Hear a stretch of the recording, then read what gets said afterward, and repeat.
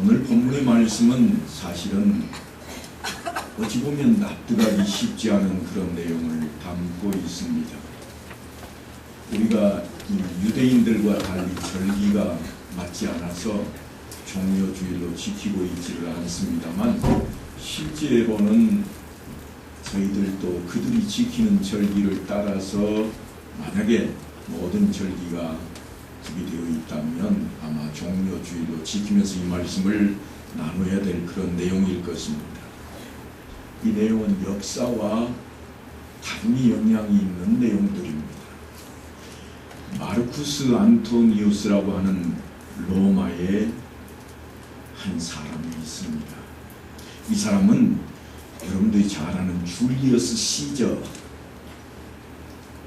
성경에는 뭐라고 기록이 되어 있는가 하면 가이사랴라 그렇게 되어 있습니다. 그리고 흔히 유럽 지역에서는 케이사르라 그렇게 부릅니다. 그러니까 이름이 좀 달리 나와도 이해들을 하시고 들으셔야 되겠습니다. 줄리어스 시저라고 하는 로마의 아주 엄청나게 훌륭했던 한 정치가가 있는데, 그의 총애를 받던 휘하의 장수였습니다. 줄리어스 시저가 삼두 정치의 처음 초대 집행자입니다. 삼두 정치에서 오늘날 상권 분립이라고 하는 이야기가 등장을 하게 되니까 로마라고 하는 나라가 민주정치의 뿌리다 그렇게 생각하면 좋을 것 같습니다. 그런데 이 시저가 죽은 후에 로마의 삼두 정치가 이어지는데, 두 번째 삼두가 누구였는가 하면 안토니우스하고 옥타비아누스 그리고 레피두스라고 하는 이 세 사람입니다. 이 세 사람 중에 유대가 있는 팔레스타인 지역을 담당했던 인물이 누군가 하면 안토니우스입니다. 헤롯 대왕은 복잡한 정치 상황 속에서 안토니우스에게 죽을 대입니다. 그래서 죽을 대기 위해 선물로 뭘 준비하는가 하면 웅장한 그 은물을 하나 지어가지고 안토니아 요세라 그렇게 이름을 붙입니다. 물론 오늘날에는 없습니다만 예수님이 살아생전에 계실 때에는 이 안토니아 망대가 요새가 자리 잡고 있던 때였습니다. 그러다가 안토니우스가 클레오파트라하고 열애에 빠지게 됩니다. 이 사랑 이야기는 좀 복잡합니다. 그래도 조금은 흥미롭게 들어야 될 것 같죠? 고대 이집트의 왕비였던 클레오파트라는 왕비보다는 자기가 뭐가 되고 싶었는가 하면 여왕이 되고 싶었습니다.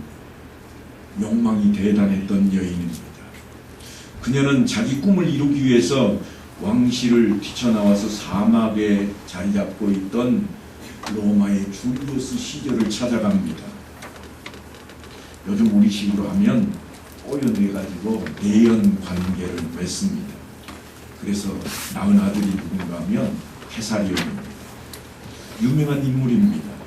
그리고 시저의 도움을 받아서 이제 드디어는 이집트의 왕이었던 남편을 내쫓고 자신이 드디어 여왕이 됩니다. 물론 당시의 남편이라고 해야 자기 형제지간입니다. 근친 결혼을 했으니까요. 따지고 보자면 남동생을 몰아내고 자기가 왕이 된 그런 꼴입니다. 시저가 이처럼 로마를 떠나서 이집트에서 클레오파트라의 치마폭에 감겨 있을 때 로마의 정세는 아주 복잡하게 얽혀갑니다. 그래서 재빨리 돌아갑니다만 돌아가자마자 시저가 암살을 당해버립니다. 그렇게 암살을 당하고 시저가 죽게 되자 이번에는 클레오파트라가 누구를 선택하는가 하면 안토니우스를 택합니다. 안토니우스를 유혹해서 그래서 둘이 함께 이집트와 팔레스타인의 주인이 됩니다. 예루살렘의 안토니아 그 요새도 헌정을 받았겠다. 또한 이 당대의 여인 중에 가장 멋지다고 하는 클레오파트라도 만났겠다. 안토니우스는 아주 행복한 시간이었을 겁니다. 하지만 그 사이에 옥타비아누스는 자기의 정치적인 꿈을 로마에서 이룹니다. 그가 황제가 되는 거죠. 삼두 정치에서 안토니우스와 절친이었지만 권력 앞에서 어제의 친구는 내일의 적이 되기도 하는 법입니다. 옥타비아누스는 클레오파트라와 달콤한 연애에 빠져있던 안토니우스와 악티움 해전이라고 하는 전쟁을 통해서 안토니우스를 박살을 내버립니다.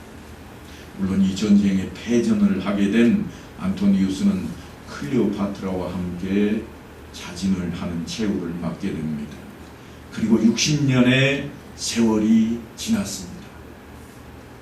60년 지나고 났으니까 어느 정도인가 하면 오늘 본문이 기록되는 내용입니다. 번쩍거리는 갑옷을 입고 창과 칼로 무장한 군대가 도열해 있습니다.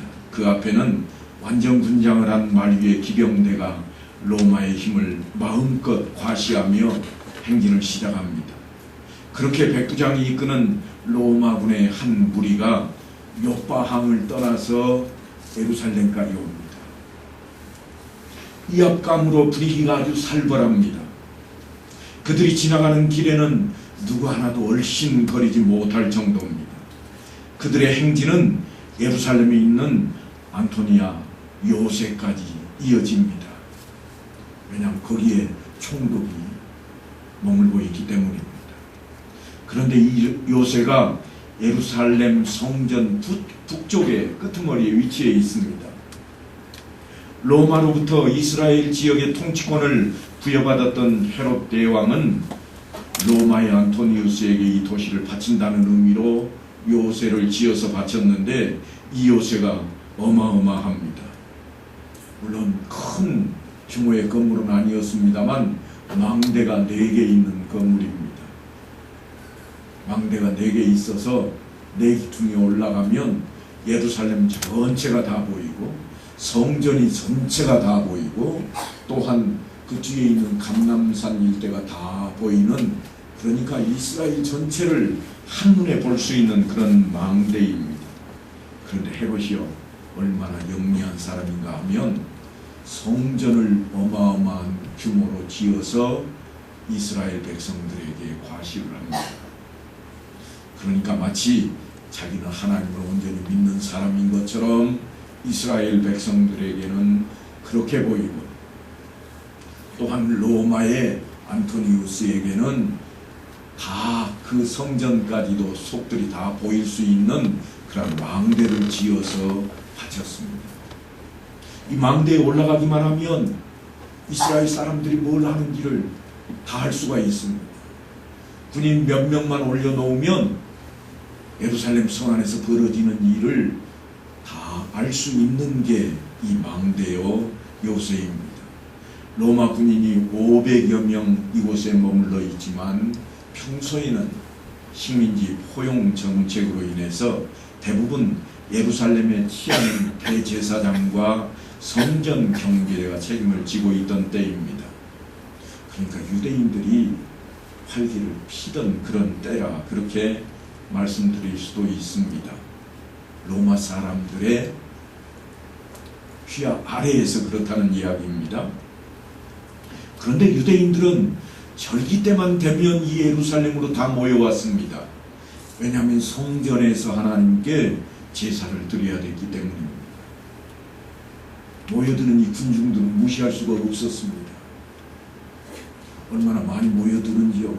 모여들면 소요가 일어날 수도 있으니 이 철만 되면 로마 군인들은 더욱 화려하게 그리고 사람들에게 위압감을 주도록 유대인의 명절 때마다 요란하게 군사적인 퍼레이드를 행했습니다. 요바에서부터 예루살렘 성까지 그들의 화려한 퍼레이드가 벌어진 겁니다. 그런데 문제가 생겼습니다. 성경에 보니까 요한복음 12장에 보면 이런 기록이 나옵니다. 그 이튿날에는 명절에 온 큰 무리가 예수께서 예루살렘으로 오신다는 것을 듣고 종려나무 가지를 가지고 맞으러 나가 외치되 호산나 찬송하리로다. 주의 이름으로 오시느니 곧 이스라엘의 왕이시여 하더라. 이스라엘 왕의 행차를 알리는 소리가 일어납니다. 감람산 언덕에서 일어난 일입니다. 군중들이 모여서 시끄럽게 떠들어대면서 산 언덕을 넘어오고 있습니다. 그런데 희한한 것은 로마 군대가 출정하지 않는다고 하는 겁니다. 분명히 망대에서 내려다보고 있을 터인데 로마 군인은 꼼짝도 하지 않습니다. 바리새인들만 걱정입니다. 벌어지는 일이 심상치가 않습니다. 보라, 온 세상이 그를 따르는도다. 바리새인 이야기입니다. 왜냐하면 이들은 선지자의 글을 미리 다 알고 있기 때문입니다. 메시아의 대망 사상은 그들의 뿌리입니다. 그런데 가만히 보니 놀랍습니다. 나귀와 나귀 새끼를 끌고 와서 자기들의 겉옷을 그 위에 얹음에 예수께서 그 위에 타시니 무리의 대다수는 그들의 겉옷을 길에 펴고 다른 이들은 나뭇가지를 베어 길에 펴고 앞에서 가고 뒤에서 따르는 무리가 소리 높여 이르되 호산나 다윗의 자손이여 찬송하리로다 주의 이름으로 오시는 이여 가장 높은 곳에서 호산나. 선지자의 글대로 이루어지고 있는 겁니다.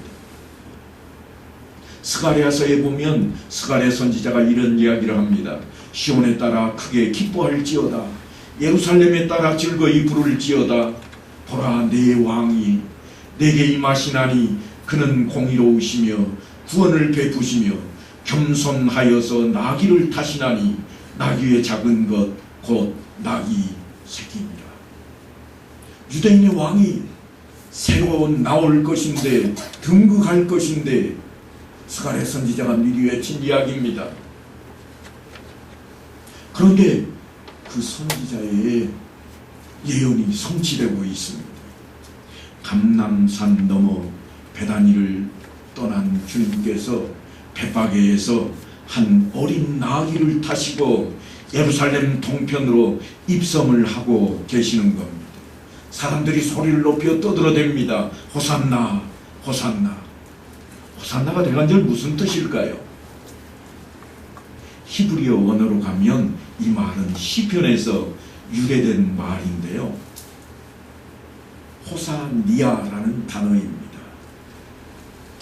시편 118편은 전쟁과 관련된 내용으로 볼 때 다윗의 글로 보여집니다. 그가 여호와 하나님을 찬양하며 백성들에게 외치는 내용과 하나님께 간절히 기도하는 내용이 함께 어우러져 있습니다. 118편 25절에 보면 뭐라고 되어 있는가 하면 아도니아 호산니아 이렇게 되어 있습니다. 아도니아, 이거는 여호와를 이스라엘 백성들이 하나님이라 부를 수 없어서 여호와라 야훼라 부를 수 없어서 자기들이 부르는 다른 이름입니다. 그러니까 우리말로 번역하면 이런 뜻입니다. 여호와여 이제 구원하소서. 호산나가 이제 구원하소서, 그런 뜻입니다. 그런 의미를 담고 있습니다. 그러니까 유대인들이 보기에 그 소리를 외치기에 충분했다는 겁니다. 나귀 새끼를 타고 오고 사람들이 종려나무 가지를 꺾어서 흔들고 앞에서 옷을 펴고 나무를 바닥에 깔면서 오는 모습을 보니 야, 스가랴 선지자의 예언대로 이루어지는도다. 그래서 뭐라고 그러는가 하면 호산나 찬송하리로다. 선지자의 글대로 어린 나귀 새끼를 타시고 주님께서 예루살렘으로 들어오고 있습니다. 그들은 조금 전에, 바로 얼마 전에 나면서부터 소경되었던 사람이 눈을 떴던 것을 직접 목격했습니다. 뿐만이 아닙니다. 죽었던 나사로가 나흘 만에 다시 살아나는 사건을 체험을 했습니다. 기적을 체험한 겁니다. 그런데도 이전에 그들이 외쳤던 말이 있습니다. 그게 뭔가 하면 요한복음 10장에 보니까 유대인들이 애워싸고 이르되 당신이 언제까지나 우리 마음을 의혹하게 하려 하나이까 그리스도이면 밝히 말씀하소서. 무슨 말씀인가 하면 네가 메시아냐? 그렇다면 이제는 밝혀라. 그런데 지금 보니까 증거가 확실해졌습니다. 메시아로다. 나귀 새끼를 타고 오시는도다. 그래서 그들이 소리 높여 찬양합니다. 호산나, 호산나, 이스라엘의 왕이시여.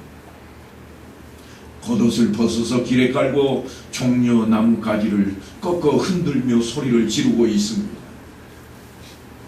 이스라엘 왕이 나타났다고 외치고 있습니다. 우리식으로 좀 번역을 하자면 이렇습니다. 허이 물러거라.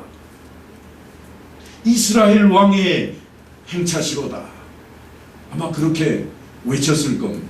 시끌벅적한 무리가 예루살렘 성을 향해서 언덕 아래로 내려오고 있습니다. 그런데 망대에서 내려다보던 로마의 군사들은요, 미동도 하지를 않습니다. 왜냐하면 별로 대수롭게 보이지를 않는 겁니다. 마치 아이들이 병정놀이하는 것처럼 보입니다. 죽었던 나사로가 다시 살아나고 선지자의 말대로 이루어지고 있지만 그만큼 예수님의 입성은 볼품이 없고 초라했습니다. 이 사건은 로마군에게 그렇게 무시당하고 맙니다. 다만 바리새인들이 수군되고 있을 뿐입니다. 온 세상이 그를 따르는도다. 그들이 볼 때에는 군중이 예수님을 따르는 것이 문제입니다. 그런데 이 일을 사도 바울이 이 초라함 속에 엄청난 비밀이 있다고 고백을 합니다. 고린도전서 1장에 보면 사도 바울이 이렇게 이야기합니다.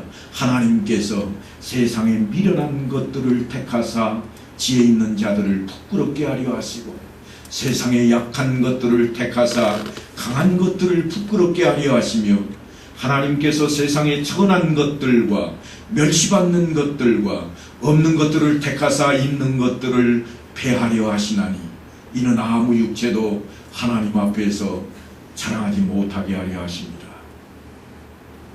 예수님께서는 지금 가이사라 빌립보에서 베드로의 신앙 고백을 들었던 자입니다.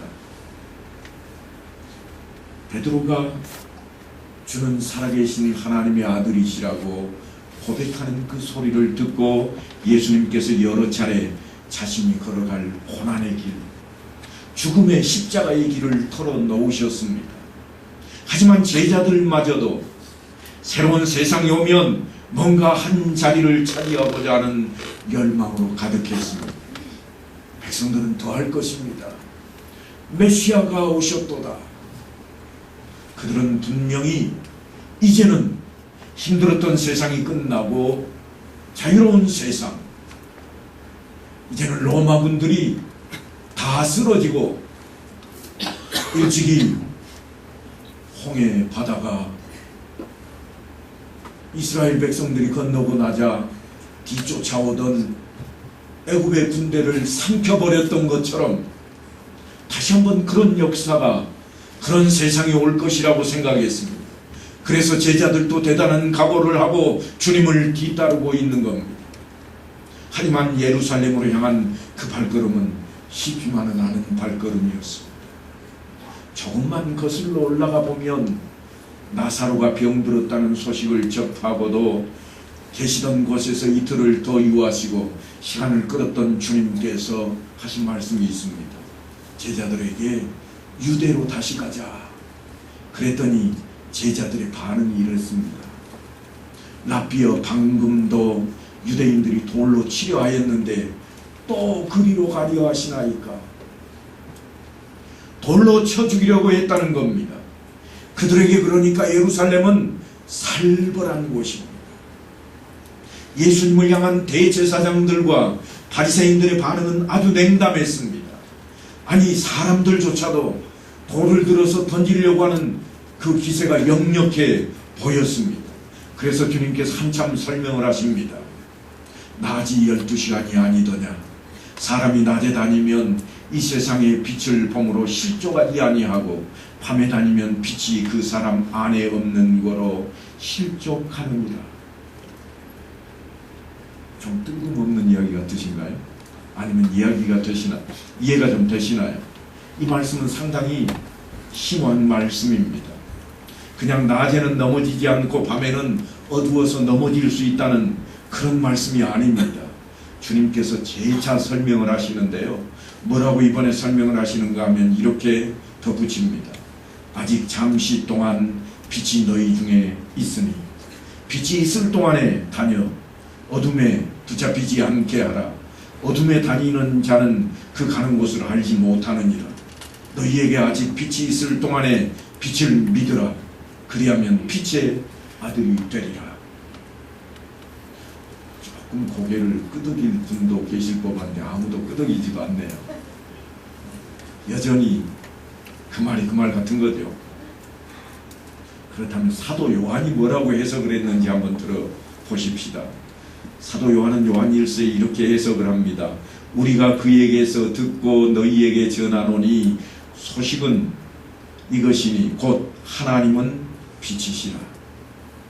조금 전에 빛이 있다고 있을 때 그를 믿으라고 했던 이야기를 되새겨 보시면 요한의 이야기가 무슨 이야기인지 금방 감이 잡힐 겁니다.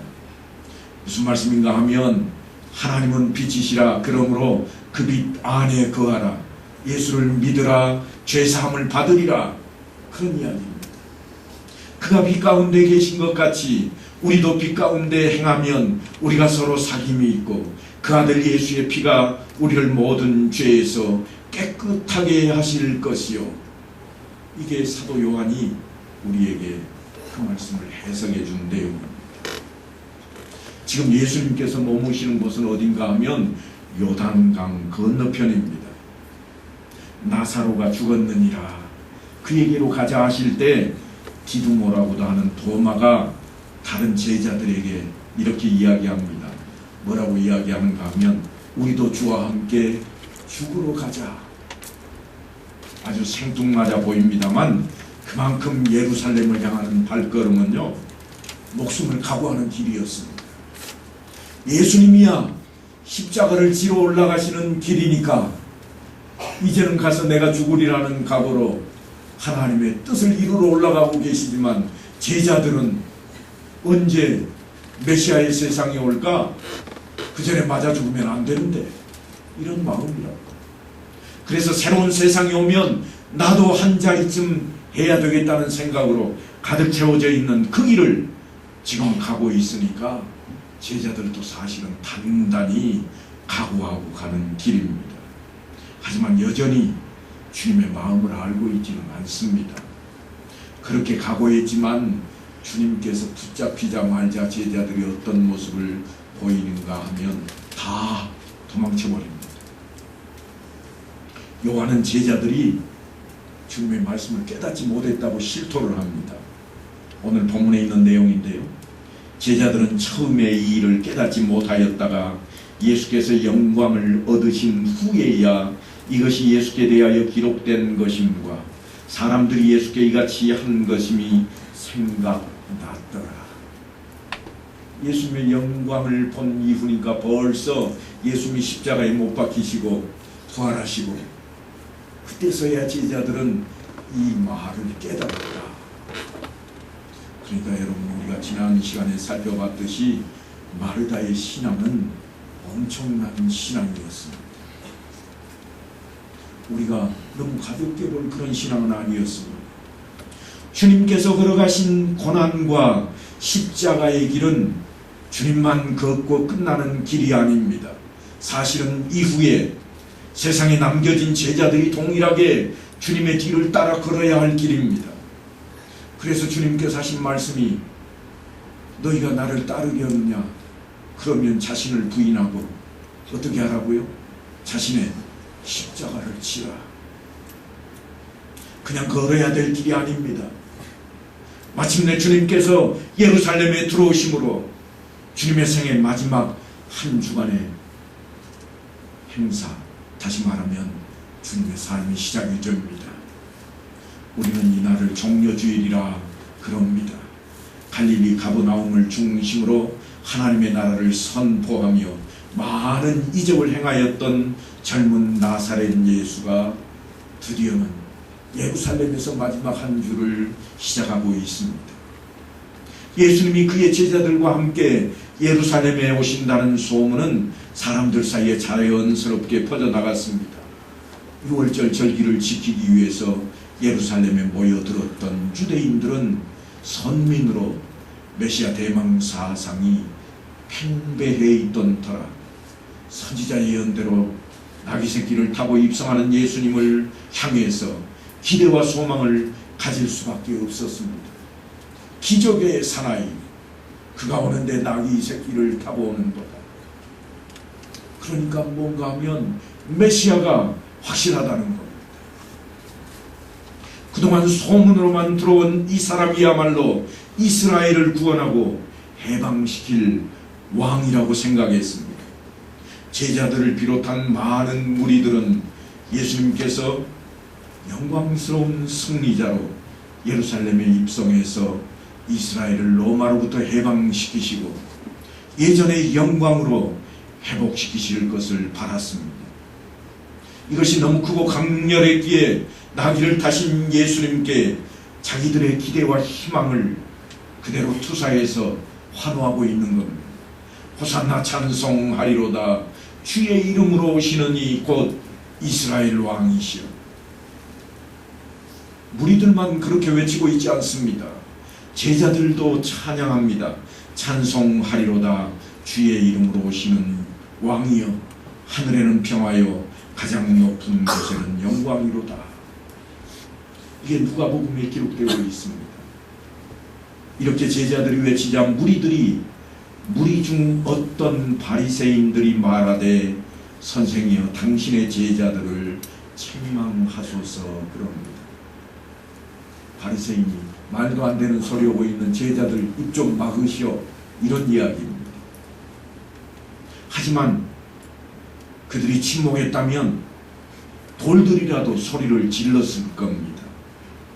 그래서 누가는 이렇게 기록해 놓고 있습니다. 만일 이 사람들이 침묵하면 돌들이 소리 지르리라. 그러나 분명한 것은 이들은 나귀를 타고 입성하여 십자가에 못 박히시는 어린 양이 아닌 영광스러운 승리자를 바라고 원하고 있다고 하는 겁니다. 이스라엘을 해방시킬 정치적인 메시아를 원하고 있는 겁니다. 그러다 보니 이들의 열광적인 환호성은 한 주간도 채 지나지 못해서 예수를 십자가에 못 박으라고 외치는 함성으로 바뀌어버리고 말. 그것을 아시기에 주님은 예루살렘 성으로 입성하시면서 성을 바라보시며 눈물을 흘리십니다. 누가가 그 모습을 이렇게 기록해 놓았습니다. 너도 오늘 평화에 관한 일을 알았더라면 좋을 뻔하였거니와 지금 내 눈에 숨겨졌도다. 날이 이를지라 내 원수들이 토둔을 쌓고 너를 둘러 사면으로 가두고 또 너와 및 그 가운데 있는 내 자식들을 땅에 메어치며 돌 하나도 돌 위에 남기지 아니하리니 이는 내가 보살핌 받는 날을 알지 못함으로 인합니다. 주는 그리스도시요 살아계신 하나님의 아들이시니이다 하고 가이사라 필립보에서 분명히 신앙 고백을 했습니다.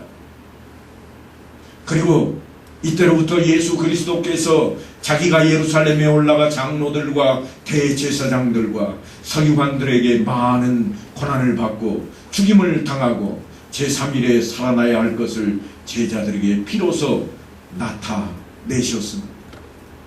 마태만 그렇게 전하고 있는 게 아닙니다. 공간복음에 동일하게 다 등장을 합니다. 누가도 뭐라고 하는가 하면 인자가 많은 고난을 받고 장로들과 대제사장들과 서기관들에게 버림받아 죽임을 당하고 제3일에 살아나야 하리라. 분명히 말씀을 하셨고 지금 주님께서는 그 길을 걸어 올라가고 계시는데 제자들은 아직도 알지 못하고 깨닫지 못하고 있습니다. 사랑하는 성도 여러분, 우리는 어떨까요?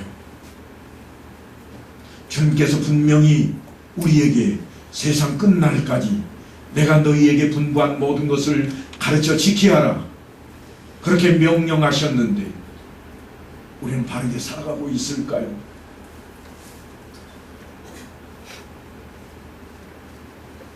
그걸 확인하려면 먼저 우리에게 분부하신 일이 무엇인지를 알아야 됩니다. 주님이 뭘 분부했을까 떠오르지 않는다면 오늘 다시 성경을 읽으셔야 됩니다. 주님이 뭘 내게 분부하셨을까? 내게 주님은 과연 뭘 원하고 계시는가? 뭘 바라고 계시는가? 그래야 내 자녀들에게, 내 후진들에게 가르칠 수 있습니다. 나도 모르는데 누구에게 가르칠 수가 있겠습니까? 가르치지 않는데 누가 듣고 누가 배우겠습니까? 듣고 배우지 않았는데 누가 알고 누가 그렇게 행동을 하겠습니까? 우리에게 주어진 일이 바로 그 일입니다. 성경 말씀은 우리의 생명입니다. 그 생명을 전파해야 될 우리인 것을 깨달아야 합니다. 그것을 놓쳐버리면 종려주일에 주님께서 스가랴 선지자의 예언을 성취하신 그 일이 아무 소용이 없어집니다. 그저 나귀 새끼 타고 감남산 언덕을 시끌벅적하게 내려오는 한 무리의 아이들의 밥꿈사리 정도로밖에 보이지 않습니다. 과연 우리의 신앙생활은 어느 길을 지금 걸어가고 있습니까? 우리의 신앙은 어떻게 나타나고 있습니까? 내 자녀들에게, 아니 내 이웃들에게, 내가 나가는 직장에서, 내 사업의 터전에서, 날마다 땀 흘려 일하고 있는 일터에서 내 신앙은 어떤 모습으로 드러나고 있습니까? 주님께서 분부하신 일을 깨달아 알지 못하면 우리는 나타낼 수 없습니다. 나타내지 못하면 가르칠 수 없고, 가르치지 못하면 배우는 이가 없습니다. 요즘 세상에는 아이들이 버릇이 없다 하는 이야기가 많이 회자됩니다. 어느 정도인가 하면 옛날에는 스승의 뭐도 안 밟는다고요? 그림자도 안 밟는다. 요즘은요, 스승들이 제자를 피해 다닙니다. 왜냐하면 핸드폰에 찍힐까봐. 언성만 높여도 갑질했다고 찍히고요, 잘못했다고 체벌 한번 하면 폭력으로 신고당합니다. 그래서 요즘은 스승이 제자, 그림자를 피해 다녀야 될 지경입니다. 왜 그렇게 되었을까요? 우리가 만든 겁니다. 우리가 만든 거예요. 둘만 나가 잘 기르자, 이때부터 시작이 되었습니다. 하나라도 좋다, 건강하게만 자라다오. 건강이면 다 됐다. 행동이야 좀 나쁘든 말든, 남에게 피해를 주든 말든 내 새끼만 잘 되면 괜찮아. 누가 뭐라고 그러면 너나 잘하세요.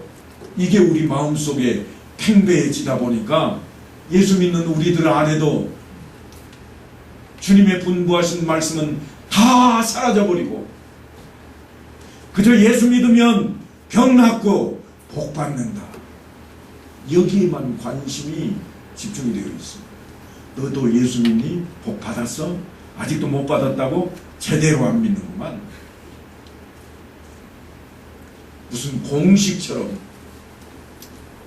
그러나 여러분, 우리의 신앙은 수학 공식이 아닙니다. 우리가 믿는 믿음은 별세계입니다. 구원은 하나님의 은혜로 받는 거예요. 내가 뭔가를 이루어내서 받는 게 아닙니다. 하나님께서 값없이 우리에게 주시는 선물입니다. 그 선물을 받았으니 어떻게 살자고 하는가 하니까 제대로 살자고 하는 겁니다. 그렇게 사는 방식이 뭔가 주님께서 분부하신 일을 행하는 겁니다. 그걸 가르치고 내가 부족하면 그걸 배우고, 그래서 그것이 전해져야 되겠는데 주님께서 약속하신 말씀이 있습니다. 항상 너희와 함께 있으리라. 역으로 생각하면 내가 항상 주님과 함께 있어야 된다는 말씀입니다. 내가 주님의 손을 붙잡고 있어야 되고, 내가 주님의 발걸음을 뒤따르고 있어야 되고, 내가 항상 그 길을 놓쳐버리면 안 된다는 것. 우리는 늘 남의 탓을 좋아합니다. 그래서 때로는 주님 탓도 합니다. 하나님이 그러셨잖아요. 잘못해놓고 왜 그러세요? 하나님이 날 망하게 했잖아요. 그러면서도 찬송은 잘 부릅니다. 주님 뜻대로 살기로 했네. 그리고 딱 뒤돌아서면요, 내 뜻대로 사는 거예요. 하나님이 내 뜻 들어주셔야지. 기도 내가 100일 하면 들어주실 거야. 40일 금식하면 안 들어주고 100이나 보자. 근데요, 그런 거는 주님께서 가르치시고 분부한 내용 속에 하나도 없다는 겁니다. 제대로 붙으셔야 됩니다. 성경 말씀은 분명히 우리의 생명입니다. 바라고 나기는 그 주님의 말씀을 듣고도 깨닫지 못하는 어리석은 자의 길을 걷지 마시고, 말씀을 바르게 알고 깨달아 실천에 옮기는 성도들의 삶을 다 이루게 되시기를 간절히 축원합니다.